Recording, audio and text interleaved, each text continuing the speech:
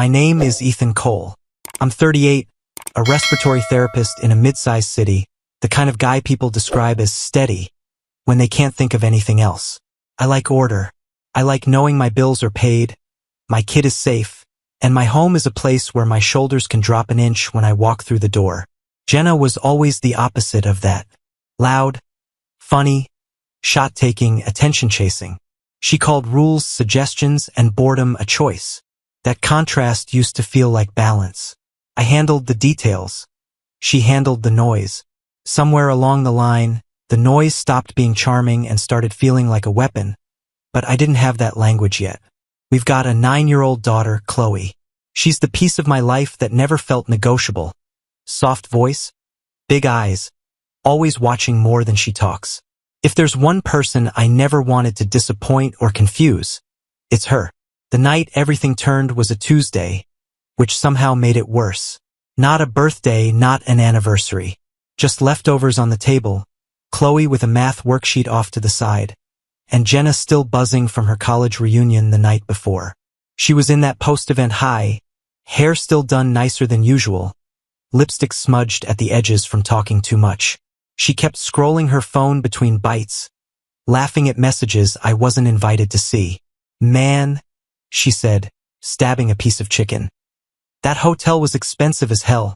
Honestly, it would have been cheaper if I'd just shared a room with Ryan Cooper. My fork froze halfway to my mouth. Ryan Cooper, the ex. The one she always swore was ancient history, and barely even a real relationship. The name landed in the middle of the table like silverware dropped on tile. I didn't say anything right away. I just set my fork down. In my head, I could hear a different room, the reunion hall she'd described. People laughing, glasses clinking. Her back in that world where I was just the husband at home with the kid. She snorted. Relax, Ethan. It's a joke. I looked at her. You joked about that last night? Yeah, she said, grinning. Everybody thought it was hilarious. I mean, come on, you know how expensive those hotel blocks are? Ryan said the same thing. She stopped, maybe realizing she'd said too much, then covered it with a bigger laugh. My jaw tightened. So you stood there and joked about sharing a room with your ex? In front of everyone. She rolled her eyes, that exaggerated, theatrical roll she does when she wants the audience on her side. Even if that audience is just our kid. Oh my God, Ethan, you are so uptight. It was clearly a joke. No one there thought I was serious. You're being paranoid. Paranoid. There's that word. The easy one. The word people use when they want you to doubt your own sense of what's respectful. I could feel Chloe looking between us. I didn't look at her. I didn't want her memorizing my face like that. I don't think it's funny, I said quietly. Not with him. Not in front of people. She laughed again, sharper this time. This is exactly what I mean when I tell people you're controlling. I can't say anything without you turning it into some big moral crisis. It was a joke, Ethan. Normal couples joke. Something shifted right there. Not the usual married people friction. Something deeper. I wasn't hearing a wife talking to a husband at the table. I was hearing a performer repeating a bit she'd already tried out on a live audience, confident it would land again. Only this time I was sitting in the front row. I picked my fork back up, but I didn't eat. My heart wasn't racing. It was slowing, cooling, replaying that room I hadn't been in. Her leaning into a circle of old friends, dropping my name, dropping Ryan's, turning our marriage into a laugh line. I pictured the way they must have looked at each other. Her. At the idea of me. Ethan, seriously? She said, when I didn't force a smile. You're killing the mood. Can you just not make everything about your ego for once? I looked at her, then at my plate, then finally at Chloe, who was staring at her peas like they might give her instructions. I'm not laughing, I said. And I'm not going to. She scoffed. Then be miserable. That's on you. She went back to her phone, still smirking, like she'd won something. In that moment, I felt it click. Our marriage had stepped out of private partnership and onto a stage where I was the easy target. I wasn't her man in that story. I was the joke. I didn't say another word. I didn't argue or slam anything or demand an apology. She'd only turn into more material. I just sat there, calm and cold, and marked it in my head. This is the line, Ethan. You're done being the punchline. The next morning, the house fell off before anyone spoke. Chloe hovered in the kitchen doorway, backpack half on, watching me pour coffee like she was waiting for a signal. "Daddy?" she asked quietly. "Are you mad at Mommy?" I kept my eyes on the mug. "I'm not mad at you," I said. "That's what matters right now. Finish your cereal." She nodded, but the question stayed in the room with us. Jenna came in 10 minutes later, already on her phone, laughing. She kissed the air near my cheek, not me, and said loud enough for Chloe to hear, "Megan says I married a grumpy old man. She's not wrong." I didn't answer. I didn't give her a stage. On the drive to work, my brain replayed the hotel line on a loop, but now it had an audience. Faces from her reunion, coworkers I barely knew, old college friends whose opinions I shouldn't care about but suddenly did. Not because they mattered, but because she'd chosen them over me. By midday, the fallout arrived. I was on break when Dan from Nights walked into the staff lounge, phone in hand, trying too hard to look casual. "Hey man," he said. "A wild story about Jenna's reunion." I looked up. "What story?" He hesitated, then flipped his screen around. It was a message from one of the nurses who'd been there. She typed out Jenna's line word for word. "It would have been cheaper if I just shared a room with Ryan Cooper. Ethan would have a panic attack." Below that, "You should have seen her, dude." I couldn't believe she said that in front of everyone. My stomach didn't drop. It hardened. So it wasn't just a drunk throwaway line. It was content. A bit. Something people screenshot and passed along for a laugh. I handed the phone back. "Thank you for showing me." He shifted, uncomfortable. "Yeah, I just thought you should know." The quiet shame wasn't about jealousy. It was about position. My husband turned into a meme. Father turned into a side character. That night, after Chloe went to bed, I waited for the right moment. Jenna was on the couch, scrolling, the TV on something she wasn't really watching. I sat down across from her and put my phone on the table between us. The screenshot faced up. "This," I said, voice steady, "is what I meant." She glanced down, then leaned back, exhaling hard. "Oh my God, you're still on this." "You turned me into a joke," I said. "Not just with the line, with the messages after. You understand how this makes me look, right?" She rolled her eyes. "You are obsessed with appearances. Who cares what people think?" It was funny. Everyone knew I was kidding. "You're blowing it up because you need everything to be serious all the time." "I care," I said, "because it's my name, my marriage, my kid's mother. You don't get to drag all that into a room and then act like I'm crazy for noticing." She snorted. "You're paranoid, controlling. It's embarrassing, honestly." There it was again. Controlling. The word she threw around when I wouldn't play along. I looked at her for a long second, then stood up. "Where are you going now?" she said, half mocking. "Guest room," I said. "You can have the stage. I'll take the door." She laughed like she didn't believe me. I walked down the hall anyway, grabbed my pillow, a spare blanket, and closed the guest room door behind me. No slam. No shouted closing line. Lying on that smaller bed, staring at the ceiling, I realized something. Arguments are performances. Distance is a verdict. And I was done auditioning for my own place in this marriage. By Sunday, the guest room felt normal. That was my first warning sign that the marriage was already half dead. Jenna insisted we still go to her parents' house for dinner. "For Chloe," she said, like she had the moral high ground. I agreed, not because I believed her, but because I needed a stage big enough for the truth to show itself without me raising my voice. Before we left, I put 2 duffel bags in the trunk. One with my essentials, one with clothes and basics for Chloe. No dramatics, just preparation. Ron and Denise's place smelled like roast beef and old carpet. They greeted us with that too bright politeness people use when they know something's wrong but don't want to get their hands in it. We sat at the table, me, Jenna, Chloe glued to my side, her parents across from us. Halfway through the meal, Megan showed up, late and smirking, dropping her purse and sliding into a chair like she owned the room. "I already heard about the famous hotel joke," she said, grinning at Jenna. "You really know how to get him going, huh?" Jenna laughed too loud. "He's still sulking. You know Ethan can't handle a confident wife with a sense of humor." The room tightened. My shoulders did too. I felt Chloe's hand slide onto my arm under the table, small and tense. That's when my mother spoke. "Margaret Cole doesn't do theatrics. She's quiet steel."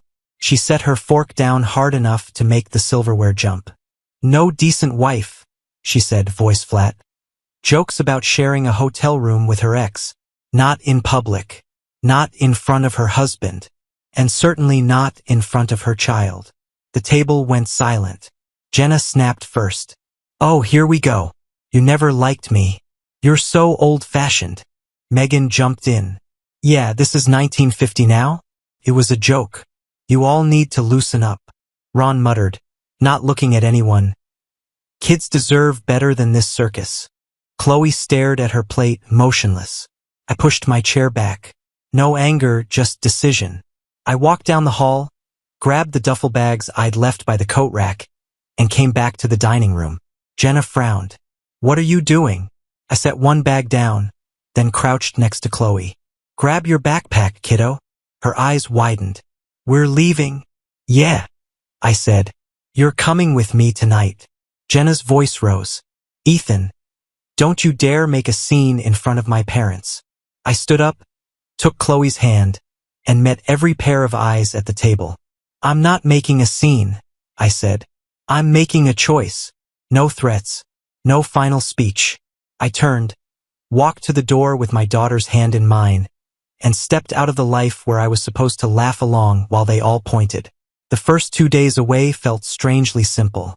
The short-term rental was a bland 2-bedroom with thin walls and generic art, but it had a working stove, a decent lock, and a quiet street. I set Chloe up at the little kitchen table with her homework, cooked simple dinners, pasta, chicken, frozen veggies, and made sure her bedtime didn't move, even if everything else did. "Are we going back home soon?" she asked that first night, pencil hovering over a math problem. "We'll go back," I said. "But things are going to be different. That's my job to handle, not yours." While she worked through fractions, I worked through my own. Phone calls, notes, steps. I called a lawyer the next morning on my break. Jonathan Price. Straight voice, no fluff. Asked more questions than he answered. I laid it out. The joke, the public humiliation, the pattern, my daughter. "Document everything," he said. "Messages, witnesses, anything connected to your kid's well-being. And if the house is in your name, secure it." So I did. After my shift, I drove back to the house alone. The deed was in my name. I'd made sure of that years ago for financial planning. Funny how those boring decisions become lifelines later. I changed the locks. New keys. New deadbolt. No dramatic music. Just the sound of a drill and the decision that my home would no longer be a stage. Jenna came back that evening, still in work clothes, still on her phone. I watched through the peephole as she tried her key, frowned, tried again, then started pounding on the door. "Ethan, what the hell is this?" I opened the door just enough to slide an envelope through the gap. Separation papers, drafted that morning, and a short note in my handwriting. "You should stay somewhere else for now. We'll handle this formally." She stared at the envelope, then at me. "You're seriously doing this? Over a joke?" "I'm doing this over a line you crossed and kept crossing," I said. "You don't have to agree. You just have to read." She started shouting about control, about me being dramatic, about how everyone would hear about this. The neighbors' blinds shifted. Voices moved behind walls. I didn't bite. "I'm not arguing on the porch," I said. "Call your lawyer." The next day, we met in the doorway again. This time I had a second envelope, temporary visitation schedule for Chloe, drafted by Jonathan. I held it out. "This is what I'm proposing for now," I said. "Until things are settled." She tried to shoulder past me. "You don't get to tell me when I see my daughter." I stepped sideways, blocking the frame without touching her. "We're not doing screaming matches in front of her." Not anymore. Behind me, on the stairs, Chloe sat halfway up, hugging her knees, listening. Jenna's voice cracked. You're poisoning her against me. No, I said quietly. You did that every time you turned our life into a joke for other people. I'm just drawing the line. The hallway felt tight and painful, like it was shrinking around the three of us. I hated every second of it. But I didn't move, didn't raise my voice, didn't back down. Silence this time wasn't surrender. It was a boundary with paperwork attached. Word spread faster than paperwork. Within a week, you could track Jenna's route by the version of me you heard about. To her sister Megan, I was controlling and obsessed with image. To neighbors, I was the overreacting husband who threw her out over a harmless joke. At the clinic, she framed it as me punishing her because I couldn't handle a confident wife who liked attention. I didn't have to guess what she was saying. People brought it to me in a softened form. Hey man, Jenna's going through it, a coworker said, cornering me by the vending machine. She says you're being pretty hard on her over that reunion thing. Another nurse showed my lawyer screenshots from a group chat. Jenna typing about me, having a meltdown, changing locks like a psycho, and trying to control the narrative. She was wrong about that last part. I wasn't trying to control the story. Stories bend, twist, get edited depending on who's listening. I was controlling the facts. On my days with Chloe, I stuck to routine like it was religion. School drop-offs, homework at the kitchen table, dinner at 6, bed by 9, quiet time between. Her teacher pulled me aside one afternoon. She's been quieter lately, she said. More withdrawn, drawing a lot of divided houses. At home, I saw the same thing. Pictures of a house with one parent inside, one outside, a little girl standing between them with no mouth drawn on her face. Hey, I said one night, sitting beside her. You can ask me anything. Even if you're scared, I won't like the question. She hesitated. Are you and mommy mad forever? I don't know about forever, I said.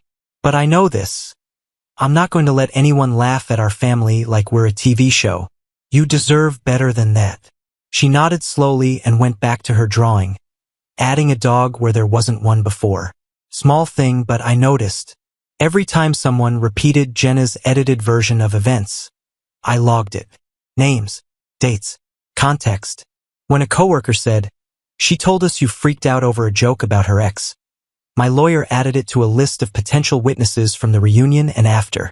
When screenshots of Jenna bragging about the hotel joke surfaced, how everyone laughed, how I would sulk but get over it like always. Jonathan printed them and slid them into a folder. No commentary, just another brick. We gathered more posts she made online half-joking about boys who can't handle banter, comments from friends calling her savage, her laughing replies. Alongside that, we lined up school notes about Chloe's anxiety, teacher observations, the shift in her behavior after that weekend. Jenna is trying to win a popularity contest, Jonathan said during one of our meetings. You're building a record. Big difference. I didn't respond right away. I just stared at the stack of paper that used to be my life and now looked like a case file. I wasn't looking for sympathy. I didn't care who believed me at the barbecue or in the group chat. I cared about one thing. When this finally hit a courtroom or a conference table, the truth would be thicker than the gossip. She could have the narrative. I'd take the facts and my daughter. The conference room smelled like coffee, paper, and old arguments. Polished table, neutral art on the walls, blinds half closed so the light came in thin and controlled. I sat on one side with Jonathan Price. Dark suit, calm eyes. A man who'd seen this show before and wasn't impressed. Jenna walked in 5 minutes late with her attorney. She had that loose, performative confidence on chin high, eyes rolling before anything was even said. She didn't look at me like a partner. She looked at me like an obstacle. Really, Ethan? She said, dropping into her chair. We're doing the full legal circus over a joke? Jonathan didn't respond. He just opened a folder. Her lawyer started with the usual lines. Miscommunication, humor, cultural shifts. How some couples have more playful boundaries than others. Jenna smirked like it was all already decided. Then Jonathan slid the first document across the table. Sworn statement from a reunion attendee, he said. To summarize, Jenna joked multiple times about sharing a room with her ex, Ryan Cooper, in front of a group, while her husband was present and visibly uncomfortable. He pushed the next page forward. Additional witness confirming that she leaned into Ryan and laughed after delivering the line. Jenna's smirk twitched. Next came the prints of her messages. It would have been cheaper if I just shared with Ryan. Ethan will sulk and then get over it like always. Her own words in black and white. Her attorney shifted. Context is important. Agreed, Jonathan said. Here's more context. Screenshots of her calling me controlling, mocking me to friends, bragging about how everyone laughed. Then the financials. My steps to secure Chloe's savings, keep the mortgage paid, keep utilities stable while we separated. Finally, he pulled out the school notes. Teacher reports a marked change in Chloe's behavior. Increased anxiety. Withdrawal. The timeline matches the reunion and subsequent conflict. The room went colder. Jenna stared at the documents like they'd betrayed her. But they hadn't. They just stopped being gossip and turned into exhibits. Sitting there, I didn't gloat. I didn't smirk back. I just watched the shift. The moment when she realized this wasn't about who could spin the better story. It was about whose actions survived in daylight. For the first time since that hotel joke, I felt the balance tilt. Not because I shouted. Because the truth was finally organized, numbered, and stacked on my side of the table. Walking into the courtroom, I wasn't a husband begging for his marriage back. I was a father who'd already buried the relationship in his head and was there for one thing. Stability for his kid. The room was all polish and order, dark wood, flags, the low murmur of shuffled papers and whispered strategy. The judge had that steady, measured tone of someone who'd seen better lives than ours and wasn't impressed by any of them. Jenna sat across the aisle with her lawyer, dressed sharp, eyes bright, trying to look composed and wronged at the same time. I recognized the expression. It was the face she wore when she knew she'd gone too far but still thought she could talk her way out of it. Her side opened with their angle. This was all humor, banter, a misunderstanding about boundaries. A husband too rigid to handle a modern, playful marriage. They said joke so many times it started to sound like a defense against reality. Then Jonathan started walking the court through the record. Witness statements about the hotel line, how she joked about sharing a room with Ryan Cooper while I sat there, how she doubled down when people reacted. Screenshots of her messages bragging about it. Mocking me, predicting I'd sulk and get over it like always. Her own social media posts about boys who can't handle savage humor. Then came the finances. Documents showing I'd secured Chloe's savings, kept the mortgage and utilities paid, maintained structure while we lived apart. Finally, the school reports, Chloe's sudden quietness, her anxiety, the teacher's notes about divided house drawings and withdrawal after the reunion weekend. When it was my turn, I didn't give a speech. I told the judge plainly, I'm not here to punish her for a joke.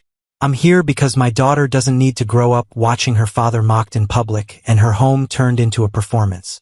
I want calm down. That's it. Jenna tried one last time. No one should lose a child over a joke, she said, voice cracking. He's just insecure and controlling. But her line hung there, small, next to months of documented behavior. The ruling came down clean. Temporary primary custody to me. Supervised visitation for Jenna. Financial authority left in my hands until further review. My revenge didn't arrive as a clever comeback. It came stamped, signed, and read into the record, law recognizing what respect should have protected in the first place. Right after the hearing, the hallway felt too bright. Like the world didn't care that everything had just shifted. Chloe stood there with her backpack slipping off one shoulder, holding my mother's hand. Margaret gave me a small nod, the kind that says it's done, now carry it. When I called Chloe's name, she didn't run to me. She walked slowly, cautious, trying to read my face the way kids read weather, figuring out if the storm was over or just moving. I lifted her up anyway. She wrapped her arms around my neck, and I felt both the weight of her body and the weight of the orders in my hand. One warm, one cold. both mine to hold. The next weeks were a strange mix of peace and ache. Chloe slept in her room down the hall, stuffed animals lined up like guards. I kept everything steady, school, meals, bedtime, quiet, but the house felt different at night. I'd sit at the kitchen table with the visitation schedule unfolding in front of me like some map of a country I never planned to visit. Meanwhile, Jenna tried too hard during supervised visits. Too many jokes. Too loud. Too bright. All performances. Chloe laughed politely, but her eyes flicked toward the supervisor every few minutes, like she was waiting for someone to declare the visit safe. And me? Anger didn't hit me the way people expect. No shouting. No gloating. Just a low, heavy grief for what should have been, followed by a calm I hadn't felt in years. A clean kind of quiet. I didn't enjoy any of it. That's the part people don't understand. I didn't walk out of court feeling triumphant. I walked out feeling relieved, like I'd put down a weight I'd carried too long but still had the bruises from it. Some men get their revenge in dramatic speeches. Mine came in the form of boundaries that held, documents that protected my kid, and a judge saying out loud what I'd known in my gut. Respect isn't optional. Not in a marriage. Not in front of your child. Not ever. I call it lawful revenge because it stayed inside the lines, documents, evidence, structure. No chaos. No screaming back. Just a man choosing dignity over spectacle, and accepting that even the right choice leaves scars. I'm not recording this in some fancy studio. It's my kitchen table, the same one that used to hold cold leftovers and bad jokes, now holding a cheap USB mic, a notepad, and a glass of water with fingerprints on it. Chloe's asleep down the hall. Her door is halfway open. I can see the edge of her night light from here. That's the only audience I really care about, even if she never hears this. I hit record and just sit there for a second, listening to the quiet hum of the fridge and my own breathing. No script. Just bullet points, hotel joke, guest room, bags by the door, courtroom, papers. My name is Ethan Cole. I say into the mic, I'm a respiratory therapist. I'm a father. I'm a divorced man because my wife turned our marriage into stand-up material and expected me to clap. I talk through it all. The way I stayed too quiet for too long. The red flags I waved off because I thought, everyone has flaws. The way I let myself become a prop in other people's stories so the room could keep laughing. I'm clear that I'm not some flawless hero. I tell whoever's listening that I ignored instincts, rationalized disrespect, and tried to fix things with patience long after patience turned into self-betrayal. But I also explain why I finally walked, why I chose lawyers over shouting, affidavits over fists, custody hearings over late-night drama. I say it straight. Calm boundaries and lawful action are not weakness. Letting people mock you in public while you pretend it doesn't hurt? That's a weakness. I talk about Chloe, about school projects and bedtime stories, and the way she's slowly drawing houses with both parents nearby instead of at war. I tell them I still hope Jenna figures herself out one day, for her own sake, and for our kids. When I wrap up, I don't end with a slogan. I just say, some jokes cost more than you can ever afford, and kill the recording. If one man hears it and decides he's done being the punchline in his own life, then all this ugliness bought something. That's enough. Subscribe and stay one step ahead of cheaters. And trust me, the next story makes this one look like a fairy tale.